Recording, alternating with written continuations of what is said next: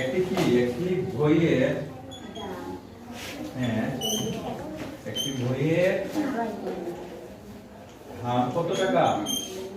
30 টাকা। তাহলে কতটি বই বলো তো? তিনটি। হ্যাঁ, তিনটি বইয়ের দাম তাহলে বেশি হবে না কম হবে?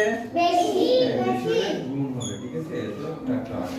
এবার দেখো 3 শূন্য 0, আবার 3 দিয়ে 3 তিনে 9, 90 টাকা, ঠিক আছে? তাহলে বই কিনতে তার কত টাকা লাগবে? 90 টাকা। হ্যাঁ, বই কিনতে লাগবে 90 টাকা। এটা লিখে নিবা, বই কিনতে তার কত টাকা লাগবে? 90 টাকা। লাগবে 90 টাকা। বুঝতে পারছো? ওকে, যদি বুঝে থাকো তাহলে তোমাদেরকে অনেক অনেক ধন্যবাদ।